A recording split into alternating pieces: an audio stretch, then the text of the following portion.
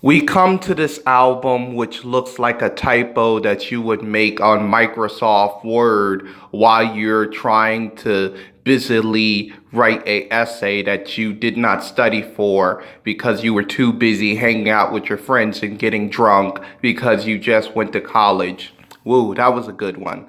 So, a big one. I don't know if it was good. But of course, this is the Gorillaz, and of course, I'm referencing the white members as gorillas because I'm not racist, of course. But then again, all of them are virtual, so it's not like they're real humans after all. But of course, this is their album Coming From Humans, which, in my opinion, was overbloated and kind of a little too trendy and futuristic for my taste.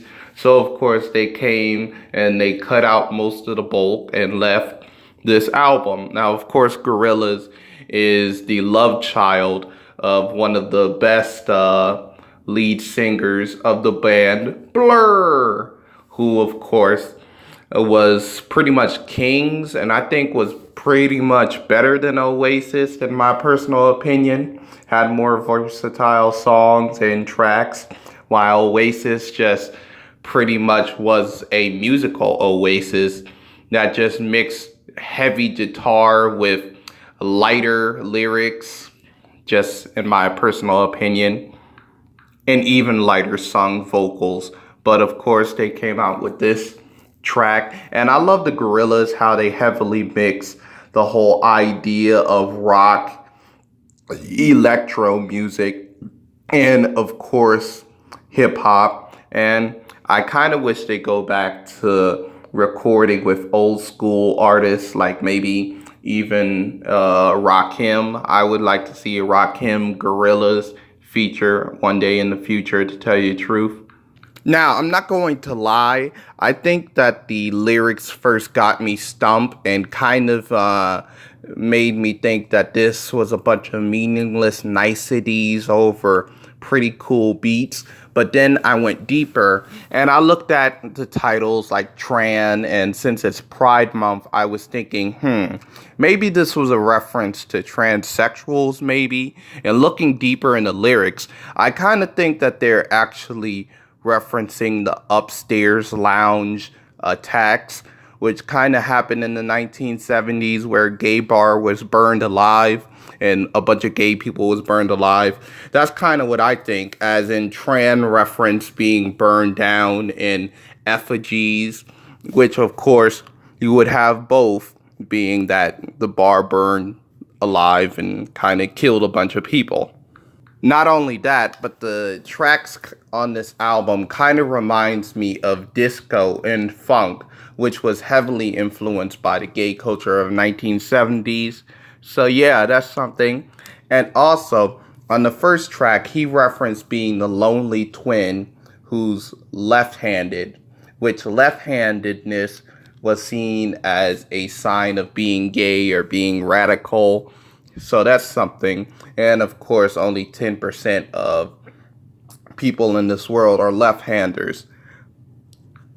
So they might be as alienated as gay people when it comes to the world as a whole. And you also have references to Hollywood, which West Hollywood have always been a haven for gays, for gay people and liberals, as I should say. And of course, the lyrics have nods to the homeless, which a lot of gay homeless youth hang out in Hollywood these days. Also, the track also opens up with Beautiful People, which could be a reference to Christina Aguilera, Beautiful, which of course showed like a gay person kissing or a gay couple kissing, as I remember. So yeah. Also, you have a track like Kansas where he says, "I'm not going to cry," which could be a reference to Boys Don't Cry, a movie about a transgender male who was abused, raped, and killed, sadly, in her small town, you know. And here's a fun fact about Boys Don't Cry. Tisdale, who dated the trans person who was the main protagonist, actually lives in Kansas. And also, she sued the movie because they used her likeness without her permission, ironically enough. And the movie was also accused of racism, but that's something else entirely, by the way. Now, the song Sorcerers is definitely magical, of course. I love how they use that deep booming bass on the hook. Like, I just love it. It's just so meaty and just fills the track so much.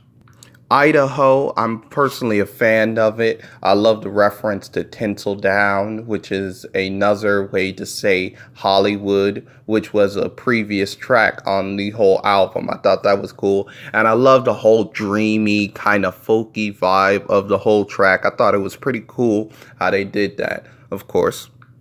Of course, the next track, which is Lake, is the instrumental track. And I love how in the background of the track near the end, they have like this la la la, which could be a reference to LA, which is another callback to California, of course. And Magic City, which could be a reference to a strip club in Atlanta or Miami, which was known as Magic City in Florida.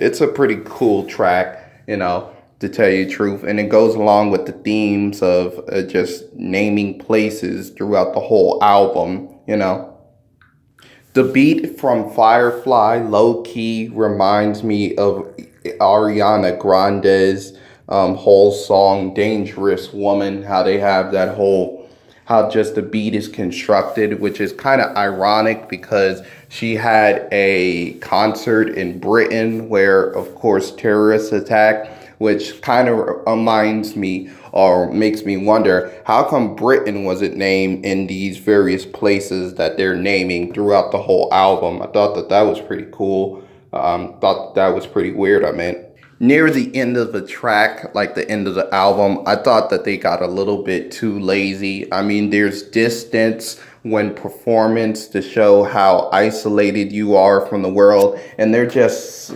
complete laziness and just absolute just a fuck it personality. Of course, you can see it when it comes to the track 1% and also to the track Eyes, which really kind of gives this sleepy vibe, which is already like seen throughout the album. I kind of wish he goes back to a kind of more heavier rock centric, like more, or at least if you're going to be sleepy, be a little bit more weird instead of vague. Overall, I'm going to give this album a 7. It's good, but he needs to do better. Please like, subscribe, share this video, and tell me how you feel about this album. Goodbye.